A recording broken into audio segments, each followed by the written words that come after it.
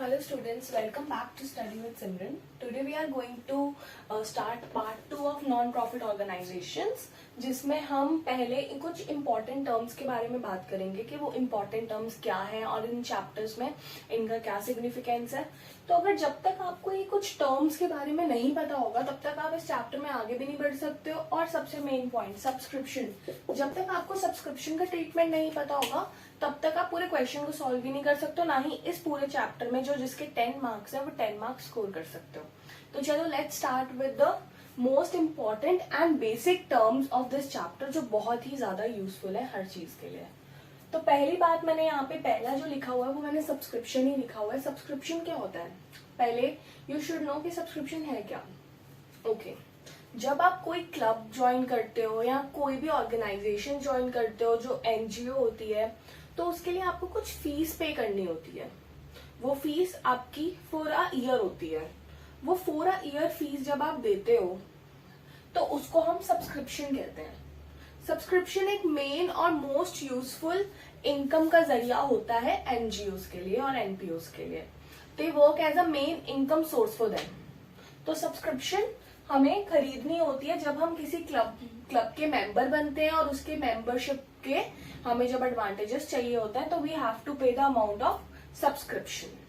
अब सब्सक्रिप्शन का ट्रीटमेंट क्या है? अगर आपको याद होगा तो हमने जो पार्ट 1 करा था एनपीओ का, उसमें हमने डिफरेंट फाइनेंशियल स्टेटमेंट्स के बारे में पढ़ा था जो हमें एनपीओ में बनानी है, which was receipt and payment account, income and expenditure account and balance sheet. तो आज हम इन्हीं 8 चीजों के बारे में ये डिस्कस करेंगे कि ये कौन कौन से अकाउंट में कैसे जाएगा, कब जाएगा और क्यों जाएगा. तो let's go with subscription. Subscription की डेफिनेशन तो आप लोगों को समझ आ गई होगी कि मैंने सब्सक्रिप्शन के बारे में क्या बताया. अब सब्सक्रिप्शन आपको ये भी पता लग गया होगा, subscription is a main income source for the NPOs. तो सब्सक्रिप्शन आपकी इनकम सोर्स है. इनकम सोर्स है तो वो credit side of income and expenditure account जाएगी. आपका इनकम एंड एक्सपेंडिचर अकाउंट ऐसे बनता है, राइट? तो इस साइड पे जो भी हमें सब्सक्रिप्शन रिसीव हो रहा है वो यहां पर जाएगा. तो सब्सक्रिप्शन का अमाउंट हमारा इनकम में जाएगा. क्लियर? अब कुछ डोनेशंस एनजीओस को मिलती हैं जिसको हम स्पेसिफिक डोनेशंस कहते हैं.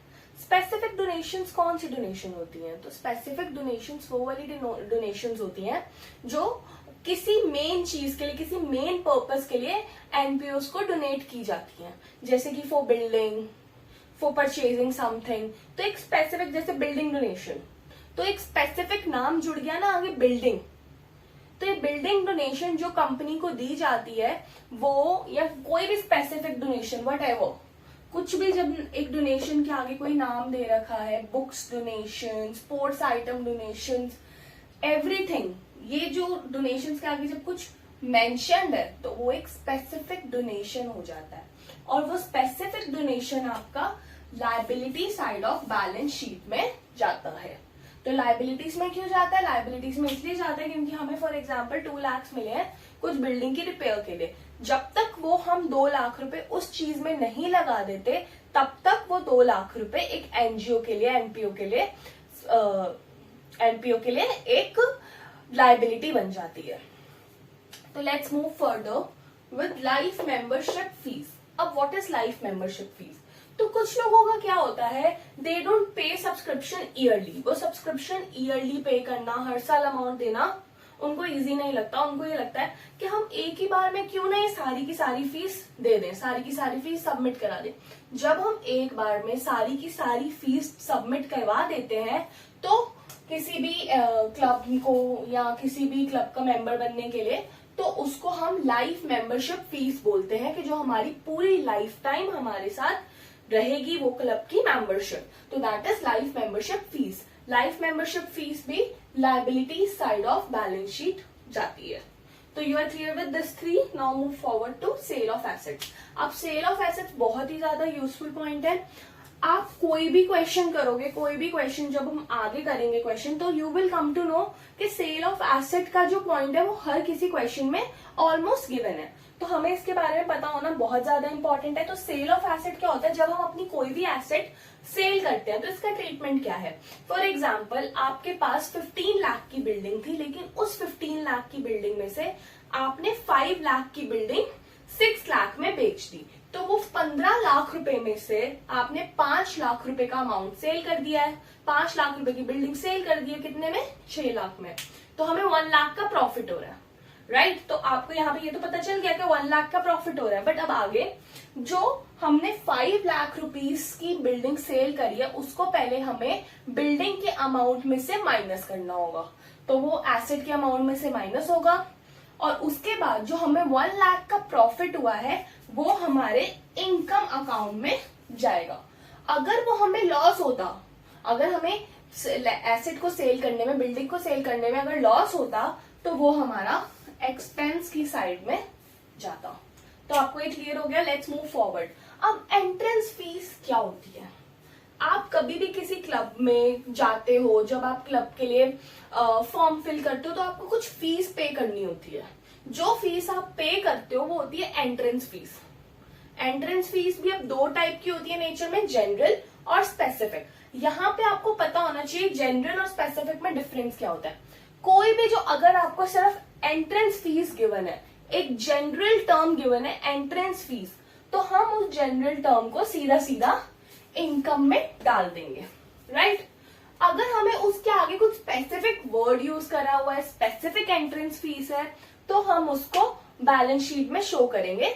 हमें इस एंट्रेंस फीस के लिए पूरी की पूरी तरह रिलाय रहना होता है क्वेश्चन पे, कि क्वेश्चन में क्या मेंशन है, क्वेश्चन में एंट्रेंस फीस का क्या ट्रीटमेंट दे रखा है, स्पेसिफिक इन नेचर है, जनरल इन नेचर है।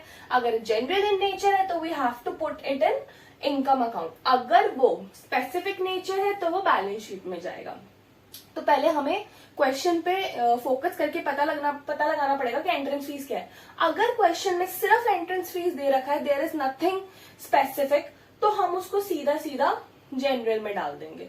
जैसे आपको याद होगा कि आपने पहले भी पढ़ा हुआ है capital expenses and revenue expenses. अगर आपको ध्यान है, क्लास 11th का एक कंसेप्ट था कैपिटल एक्सपेंसेस। हम, अगर आपने कोई बिल्डिंग खरीदी and suppose you spend 8 lakh on that building for purchasing it. अब वो जो 8 लाख रुपए की आपने बिल्डिंग खरीदी है, वो 8 लाख रुपए हम एक्सपेंस में नहीं डालते, बल्कि जो आपने बिल्डिंग खरीदी है उसको हम एसेट में डालते हैं। क्यों? क्योंकि ये कैपिटल एक्सपेंस है, जो खर्चा एक ही बार हुआ, लेकिन जो इसका फायदा है हमें रेगुलरली मिलता रहेगा। लेकिन रेवेन्यू एक्सपेंसेस वो होते हैं जो कि हर साल चलते रहते हैं, जैसे वेजेस हो गई, इलेक्ट्रिसिटी बिल हो गया, टेलीफोन बिल हो गया। तो रेवेन्यू यहाँ पे भी यही है, जो रेवेन्यू की चीजें हैं वो सारी हमारी इनकम एंड एक्सपेंडिचर में चली जाती हैं। जो हमारी कैपिटल की चीजें जो एक ही बार में मोटा है, खर्चा है या मोटी चीज हमें मिली है, वो हमारी सीधा बैलेंस शीट में जाती है। तो लेट्स टॉक अबाउट डोनेशन। जैसे डोनेशन, अभी मैंने स्पेसिफिक डोनेशन तो आपको यहाँ पे क्लियर कर दिया। डोनेशन 2 टाइप के, जनरल डोनेशन और स्पेसिफिक डोनेशन। अगर नॉर्मल डोनेशन, क्वेश्चन में नॉर्मल डोनेशन के नाम से रिसीट एंड पेमेंट अकाउंट में अगर कुछ सिर्फ डोनेशन गिवन है, तो जब ये डोनेशन वर्ड गिवन होगा हमें, तो हम उसको इनकम एक्सपेंडिचर अकाउंट में डालेंगे, इनकम में। लेकिन अगर वो स्पेसिफिक डोनेशन है, सेम यहाँ पर, तो वो स्पेसिफिक डोनेशन कार के लिए, बिल्डिंग के लिए, किसी चीज के लिए भी, उसको हम लायबिलिटी में डालेंगे, बैलेंस शीट में। अब लिगेसी क्या होता है? लिगेसी समथिंग कि जब किसी की डेथ होने के बाद वो अमाउंट, जो उनका अमाउंट होता है, लाइक जो उनका पैसा जुड़ा होता है, जो उनकी सेविंग्स होती है, जो उनकी कमाई होती है, अगर वो जब एनजीओस को मिल जाती है, जब वो एनजीओस को वापस एनजीओस को दी जाती है, तो वो भी liability side of balance sheet में जाती है। तो अब आगे चलते हैं ऑनरियम पे। ऑनरियम क्या है? ऑनरियम इज समथिंग, आपको पहले पता होना चाहिए ऑनरियम है क्या।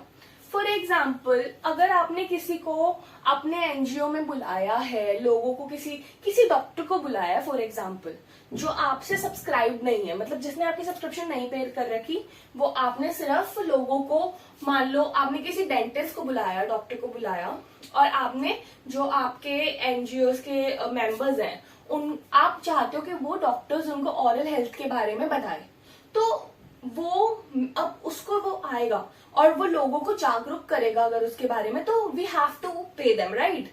तो जो हम अमाउंट ऑनैरियम में पे करते हैं कि कोई बाहर वाला हमें आके कोई सर्विस प्रोवाइड करता है और हम इन रिटर्न जब हम उसको वो अमाउंट रिटर्न करते हैं तो हम इसको ऑनैरियम कहते हैं। और ऑनैरियम एक तरह का हमारे ऊपर खर्चा होता है, ऑनैरियम हमारे ऊपर एक एक्सपेंस होता है और वो एक्सपेंस एक्सपेंडिचर अकाउंट में ही जाता है।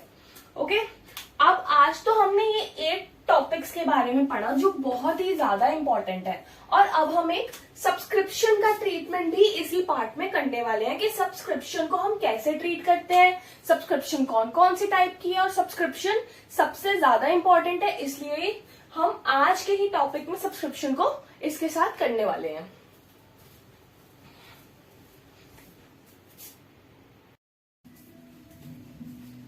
Okay, now let's move to the subscription. जैसे कि हमने सब्सक्रिप्शन की बात करी थी कि सब्सक्रिप्शन सबसे इंपॉर्टेंट टॉपिक है इस चैप्टर का, तो अब सब्सक्रिप्शन में है क्या। ओके, देखो सब्सक्रिप्शन हमारी क्या है। देखो, एक होती है ओपनिंग आउटस्टैंडिंग या बिगिनिंग आउटस्टैंडिंग। अब आउटस्टैंडिंग तो आपको सबको पता है कि आउटस्टैंडिंग है क्या। ओपनिंग आउटस्टैंडिंग वो अमाउंट होता है सब्सक्रिप्शन का जो हमारा पिछले साल ड्यू रह रहा था। फॉर एग्जाम्पल, अगर ये ईयर 2021 चल रहा है हमारा, तो 2021 से पहले 2020 में जो हमें सब्सक्रिप्शन का अमाउंट नहीं आया, कोई भी कितना भी अमाउंट जो हमें 2020 का सब्सक्रिप्शन का नहीं आया 2020 में, और वो भी 2021 तक आउटस्टैंडिंग है, हम उसको ओपनिंग आउटस्टैंडिंग सब्सक्रिप्शन अमाउंट या बिगिनिंग आउटस्टैंडिंग बोलते हैं। फिर उसके बाद क्लोजिंग आउटस्टैंडिंग। क्लोजिंग आउटस्टैंडिंग वो अमाउंट होता है, जैसे कि जो हमारा ईयर 2021 चल रहा है, तो इस ईयर में सब्सक्रिप्शन का कितना अमाउंट हमें नहीं आया, जितना फॉर एग्जांपल हमारी जो एनपीओ एक्सपेक्ट करी थी 10 लाख की सब्सक्रिप्शन आनी है, लेकिन 9,50,000 की सब्सक्रिप्शन इस साल आई, 50,000 की नहीं आई। तो जो 50,000 नहीं आई वो होती है हमारी क्लोजिंग आउटस्टैंडिंग, जो अमाउंट हमें सब्सक्रिप्शन का नहीं आया होता।